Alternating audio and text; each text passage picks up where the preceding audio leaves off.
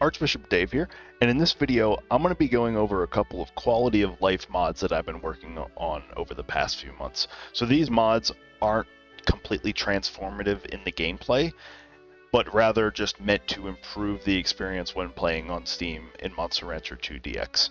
So this first mod I'm going to be going over is the most important, I think, to the most people, and that is additional monster info. So one of the core things when you're playing this game is that there's a lot of hidden information and a lot of info that you can sometimes infer, but you don't have concrete data for. This mod helps bridge that gap. So there are tools out there like Lexi's Advanced Viewer, and that tool is a great piece of software. It hooks into the game, reads memory values, and it'll show you your monster's growth rates, technique uses, motivation for drills, basically every single piece of information you could possibly need to know about your monster. This mod hopes to replicate that in full one day. It's not quite there yet. There are a lot of UI finicky bits that make it difficult, but I've done a couple of things that have got it a lot of the important info that people want to know about their monster at any given time in here. So let's go to the ranch and I'll demonstrate it, and you'll see it right away when we get in here. Okay, so with the additional monster info mod enabled, you will see right off the bat that when we go to the ranch, we have some additional info at the bottom of the screen here. So we've got our style, loyalty, and money. That's nothing new. We have a little bit more camera space now that they've been moved closer to the bottom of the screen, but we have this new information in the bottom right called SFLI.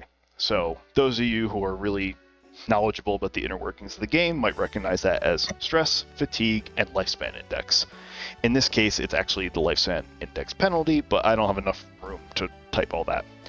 So at any given time, and yes, I've put him through the ringer here for this demonstration, that this monster has 27 stress, 34 fatigue, and a negative 1 week penalty for his lifespan index. So with that information, if you're new and you don't quite understand what all that means, stress is basically gone from a lot of activities, so is fatigue. And if that number reaches high enough, the combination of those two, the actual formula is stress times 2 plus fatigue. If that breaches 70 at any time, your monster starts aging faster, basically. In this case, with these values, if nothing were to change at all and I were just able to magically pass the week, he would lose 2 weeks of life instead of the standard 1. So that is an additional penalty on top of just the passage of time. With that in mind, this mod does not account for, say, what you actually do this week right now. I have plans on the future to give you either a warning or a color code, make that configurable for, can I do a light drill safely? Can I do a heavy drill safely? Or do I really need to rest? Will resting even address this problem? In this case, a rest would probably drop him below the threshold. It's around 90 right now. Between the two, it would certainly be under the 70 that it needs to be under. So it does not account for that. So just keep that in mind. That value is his current penalty. Some things you can't really account for necessarily. So if he asks for an item and you reject it, if you made a promise and then broke it this week, that'll take a hit. So the kind of future updates I plan to do might not be entirely accurate, but it'll count for the standard, I think it's like 5 stress, 10 fatigue or whatever. Maybe it's the other way around for light drill, and same thing for heavy, right? So right off the bat, we know we need to do something. We need to give him nuts oil or magic bananas or mint leaves or whatever to reduce that, and then hopefully we can either train or rest on top of it to address this. The other bit of information that this mod gives, this is especially useful for the other mod, more monsters, because right now, if you're playing and you make a new monster, you have to go out and look at external data to figure out, oh, what are my monster's growths? What is this monster at its core, right? It's a, let's say Arrowhead Ape. You know what that is, and you know it has Arrowhead text, but, what is it good at?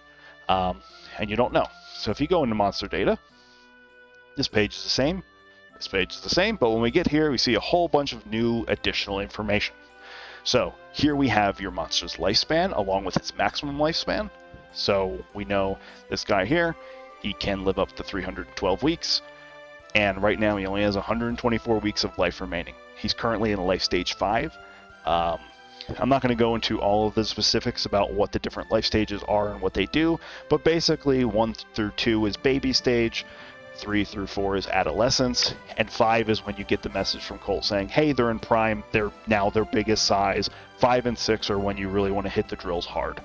So that's, you have the visual indicators of that happening, but now you have a definitive, okay, I am definitely either still in prime if I'm at 5, I'm in a subprime stage if I'm at 6, and if I'm at 7, maybe you should have used a golden peach or a sylvan peach already at that point, but you definitely want to consider it if you haven't already, or just say, hold on to them for the next monster.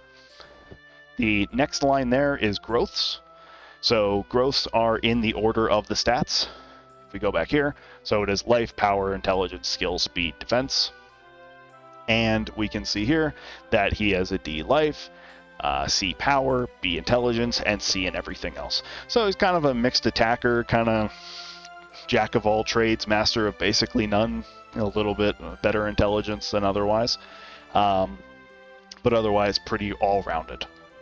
Growth pattern, there are 4 different growth patterns in the game that kind of dictate the at what weeks left of life translate to which life stage, and that life stage then impacts the growth rate and how much you get for each drill.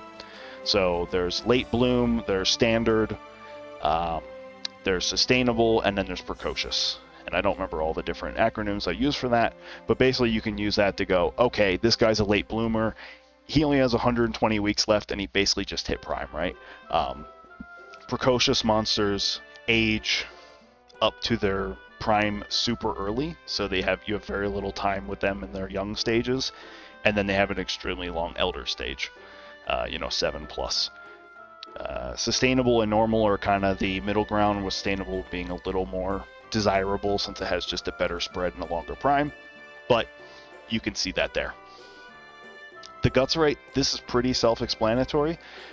If you know the kind of inner workings, 13 may not mean a whole lot to people, so I also provide it in per second. So this monster, 13's not, it's kind of like middle of the road. It's maybe a little bit worse than average.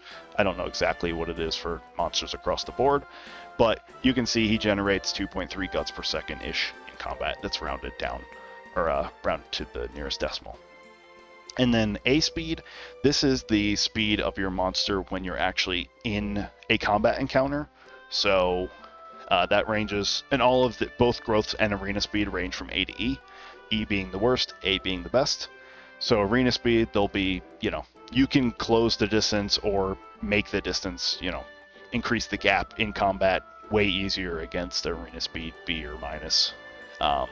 Whereas opposed to if you have E arena speed, your opponent is going to kind of dictate your distance. If they, if they were player controlled, for example, the AI kind of does whatever the AI does. The last bit of information that this mod does is adds the technique uses. So for those of you who don't know all the inner workings, a lot of techniques, and I cheated most of these in, so don't mind the fact that all the numbers are really weird up to this point, that some techniques require usage of a technique, kind of tech chains, right? So for Zoom, it's, bytes and then million bytes. And you have to use byte like 50 times or whatever, maybe it's 30. But you have to use it a bunch of times. And keeping track of that is pretty difficult, even if you're doing your best. You go into combat and you're like, oh, that tournament was really bad, let me reset, and then you lose track, and now you have no idea how many uses you have. So this just straight up, okay, I've used lightning 3 times. I know for 100% that that's the case, so if I go on an errantry that requires 3 uses of lightning, which isn't a thing, then I can learn the next tech in the chain. Or, for Zoom, I've done byte 50 times, I can now learn million bytes. So that is the additional monster info mod. Now, the second mod I want to show off is Infinite Freezer. So the Infinite Freezer mod is pretty self-explanatory. But what this mod does is effectively give you infinite amounts of freezer space in the game. So right now there's 20 slots. For a lot of casual play, that's plenty, right? You make a couple monsters, you have fun. Maybe then you come back in a few months and you have to make a new save file, whatever, and you do it all again, right? life is good. For those of you who are in the more competitive scene, and maybe making tournament monsters and such like that, the process of starting the game over because you need additional freezer space to hold on your monsters may or may not be annoying to you. Maybe you know, there's always the joy of starting a new save file and getting unlocks and struggling from nothing at that 5,000 gold, right? But maybe you're just not in the mood for that, right? You're like, I have a full freezer, I need to make a new monster for the heavyweight tournament or 246 or whatever the case may be. Now you don't have to make a whole new save file or sacrifice an existing monster to do that. You can just build up your pool of monsters indefinitely. So if we go to the lab here, I'm just going to demonstrate. If I go to revive, we can see here I've got a full freezer, a whole bunch of fun guys. Most of this is just garbage. And you can see here this information has been a little bit different. This now displays both a name for your freezer, and I'll show off kind of how that works later, and how many freezers I have. So these are freezer groups technically. And the way you access those is by hitting left and right. So normally it did nothing. If I hit right, you're going to see, poof, my whole freezer is gone. And we're now on 2 out of 4, and this is my fun freezer. If I continue on, this is my PvP ready monsters. This guy is not PvP ready, I just made it for fun. And if we go over one more, this is just another garbage one. This is technically a different guy. And if we go back, there we have it. So that's how that works. And you can do this from almost any of the pages here at the lab. The one thing you cannot change with the freezer is if you go to combine, you can see here it says freezer locked. Right now there's a problem with the way that the game handles combinations. And if you try to combine monsters across the different freezer groups, it really does not like that. So right now that is temporarily disabled. If I fix that in a future patch, I will definitely make note of it in the patch notes for the mod. It'll probably be version 0.2 or 1.0 or something. This is a big problem to solve. It has a lot of moving parts to make it work. But as you can see, here this is. And so I'm hitting left and right. You can't really see it because you can't see my keyboard, but it does nothing. And so the one thing is, if you notice, we're on freezer 1. This freezer is full. So, and we're going to generate, let's see here. We go to history. We'll generate this color Pandora Naga. Let's go ahead and do that.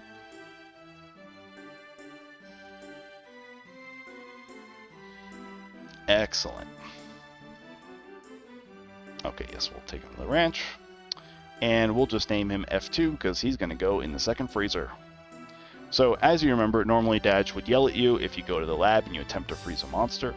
One of the things this mod does is if it detects that your freezer is currently full, what it'll do is it'll try to find the next open space. So in our case, freezer 1, which is the currently selected freezer, is full. And when we go to freeze, he's totally fine with it. We go ahead and freeze. We go ahead and revive, and we can see we are automatically in freezer 204. And if I hit left, our original freezer is back. So that's Infinite Freezer in a nutshell. In addition to that, actually, now that I say that's basically the mod, let me pull up here. So this is the save file folder for the game. I have to blur that out. And what Infinite Freezer does, you can see some dynamic tournament files in there as well. That's how this mod handles both those things. But Infinite Freezer will also generate a new folder in this file. So it's typically in your documents folder, Koei Tecmo, EFDX_EN, BU00, and you'll see all these files. These are your core save files. None of the mods directly impact these files in any way. I don't know what the protection is on them, but if you attempt to manually modify these files, the game will refuse to load the saves. So there's a lot of finicky workarounds to make this work. Instead, what Infinite Freezer does is it saves these files to a completely separate file. And save files are off by 1, so we're in file 6. We open up save file 5. And if we open up Freezer Bin, drag this over here, we can see here there's a whole bunch of data. And this represents an entire set of 20 monsters in a freezer. And what we can do, and be very careful with this file, mind you, I believe each row is 100. Nope, that's definitely not right. We'll get back to that. It's not terribly important for this. If we go back to here, you can see this block here. This is how much space you have to modify the text if you want to do that. Otherwise, it'll just be default to freezer 1, freezer 2, freezer 3, freezer 4, etc. I'm eventually planning to build a tool that'll help manage these monsters, be able to move them around on your own, easily rename the freezer without having to open up some hex editor and do all this manually. But if you're really interested in doing that, here's how you do that. Make sure you do not modify the length of this file, or else things will violently explode and you'll have a bad time. And if you do that, you could potentially lose your monster. So just be careful. Make sure you make a backup. One of the advantages of doing things this way, though, is you can make a backup of these freezers at any time. So all of these files here, they are not specific to your save file. They are generic freezer files that can be, say, sent to somebody else. And if they go into their, if they go into their infinite freezer, they have to be using the mod, obviously, but they go into their save file and they go, okay, I'm sending you my core set of monsters, freezer 0. You receive it and you already have freezers 1 and 2, or 0, 1, and 2. Rename it to 3, throw it in the folder, and when you load up the game, you will have 4 freezers. You will be able to go to it and view it.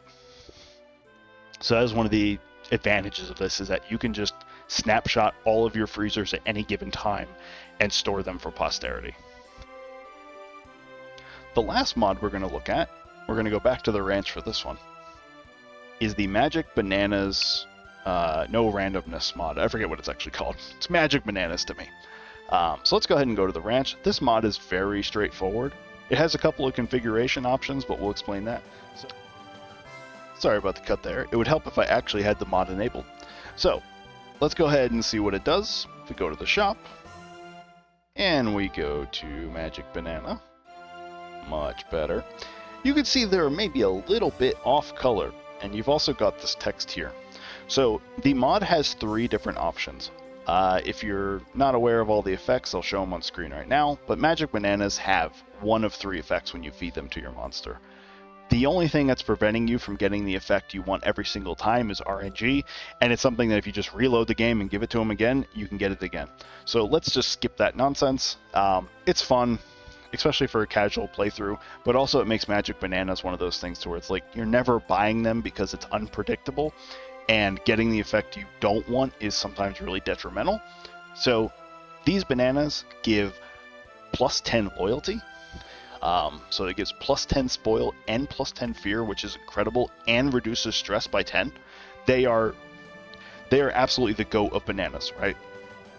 The other bananas aren't so good, but you've got, what the mod also does is help with the coloration, so you kind of remember that the mod is in play. So green is for stress, red is for fatigue, and you've got your 3 different types. So let's go ahead and buy some. My inventory might be full. Okay, excellent. Let's go ahead and sell something real quick. Okay, I have Magic Bananas in my inventory. Let's just go ahead and use them and we'll demonstrate. I'm not going to do this multiple times, but just trust me that this is deterministic. It'll give it to you every time. So, those of you acutely aware, we've gained 10 loyalty, and if I had stress, I could have cheated it in. Then we would have lost 10 stress. So that's really what the mod does. Again, if you want the other 2 effects, you can go into the mod settings and change it. Not really sure necessarily why you might want to. The fatigue bananas are kind of bad in the grand scheme of things. They're a huge penalty to loyalty, and you could just give them nuts oil for basically the same thing. And the mixed banana is kind of, again, it's like a mixed bag. Like, I guess if you need to reduce both things a little bit, but generally stress is so impactful that that's really what you want to get rid of. So I hope you've enjoyed all of the different mods. I hope that you get a lot of value of them if you enable them. I know certainly the latest additional monster info mod has been huge for my enjoyment of the game. You know, you don't have to play number cruncher in your head at all times while you're trying to do stuff. You can just play, see the numbers. If you're a new player and you've never played Monster Rancher 2 before, maybe don't turn this on. You can get that authentic experience though in your first go around and see really what it's all about. And then once you understand the mechanics a little bit better, then go crazy. Go turn it on. Really dive into the nitty gritty and see, oh, when I'm doing this, this is what happens under the hood. You know, if you're not aware, Colt kind of lies to you. You know, it's pretty obvious that she's new at her job, as she explains at the very beginning of the game. So her stress reports are basically, they're accurate, but they're way too late for you to do anything about, because if she's warning you about it, chances are your monster is aging way faster. That's why she says, oh, monster's only, 3, 4, maybe years old. You can push them a lot further if you don't, grind them down with training and drills and everything else. So, hope everybody has a good one. Hope this was informative and fun. And take care. Have a good one.